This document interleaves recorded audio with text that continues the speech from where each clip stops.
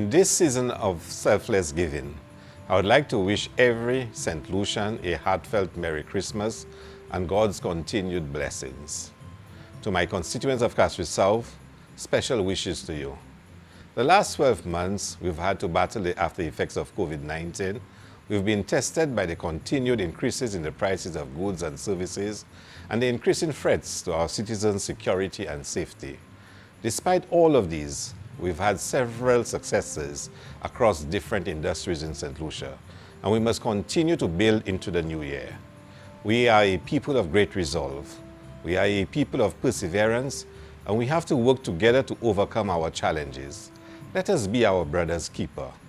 As the year comes to an end, it is time for us to look back on the successes that we've had.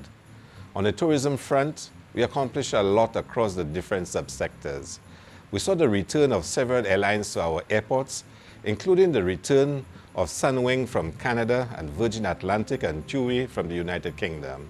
This truly helped bolster our airlift capacity in what has been a profound rebound year after the effects of the COVID-19 pandemic. And as much as I made a pledge not to boast about the arrival numbers, year-to-date stay-over arrivals in October was almost 290,000, which is a mere 60,000 less than our record of 2019. This shortfall is due to the lack of air travel capacity in the region since Liat has not recovered from the effects of the pandemic.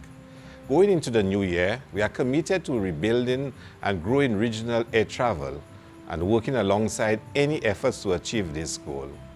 This is a critical segment of our market that we need to address at the earliest. Outside of this, the demand for St. Lucia is on the rise across the world, and we will continue to build on this by increasing our efforts in those markets that have been our greatest contributors and breaking into those that are not usually a great contributor. With the growing demand for our fair airline and stay-over arrivals on the rebound, it is critical that St. Lucians benefit more from the tourist dollar.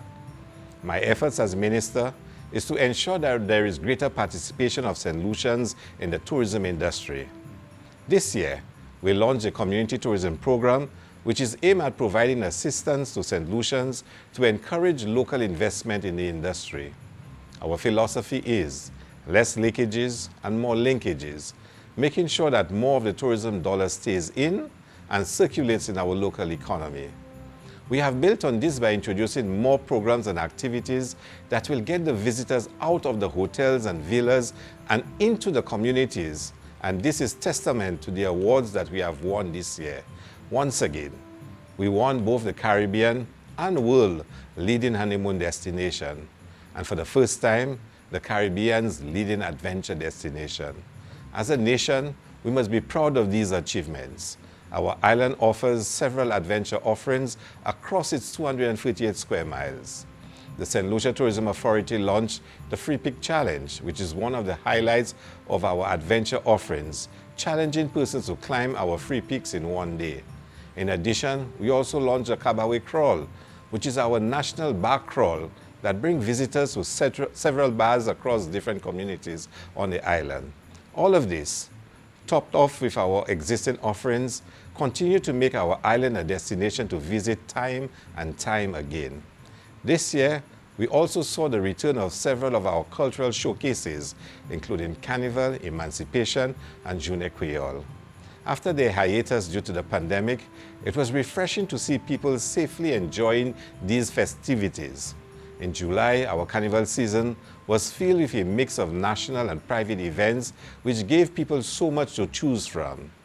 This partnership between the public and private sectors highlights the successes we can gain as a nation when we collaborate on certain initiatives. We must note that for the first year back, we did not have a carnival feel with all of the usual events.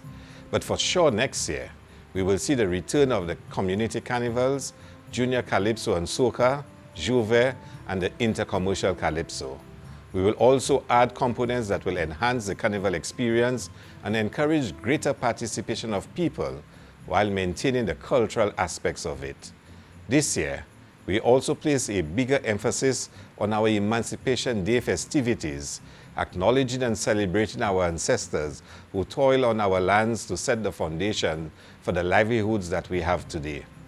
We will also build on the successes of this year's festivities and create an even larger event for 2023 and 2024, further spreading the festivities to other communities across the island. Our aim is to decentralize all national festivities and have activities in our communities, including Junior Creole. This year, the main festivities were in Castries and Strozel, but ideally, St. Lucians and visitors alike should be able to wake up at 5 a.m. and go around the island and enjoy our local food and beverage. These national events are what builds us as a nation. At the constituency level, we have completed the rehabilitation of the Marigot and Basse Joseph roads, which have been in need of repair for many years. We have solved the water problem in Basse Joseph, and there is now relief as residents can proudly boast that water flows through their pipes. We've just signed a contract for work to commence the completion of the Basse Joseph Community Center. We have completed the construction of a number of retaining walls, steps and walkways throughout the constituency. I am looking forward to the upcoming budget presentation where I will present a comprehensive report on what has been achieved and what will be done in the coming financial year. For this Christmas season, we've had children parties for over 700 children. We have employed over 200 persons on the cleanup campaign. We are distributing hampers for the sick and shut-in and the needy. And we are also distributing food vouchers. On Sunday, December 18th, we would have hosted our fruit cake and sorrel competition in Cicero. And on Friday, December 23rd, we hosted our Christmas solo night in Basse Joseph. We have been through a lot. We have accomplished a lot. But we must continue to work to create an environment that will benefit our children and their children. They are the ones that will benefit from the hard work we put in today. Let us not fight each other, but work together.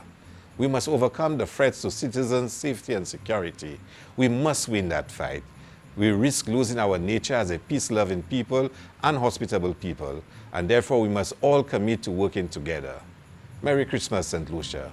Stay safe during the season, and may God bless our beautiful nation.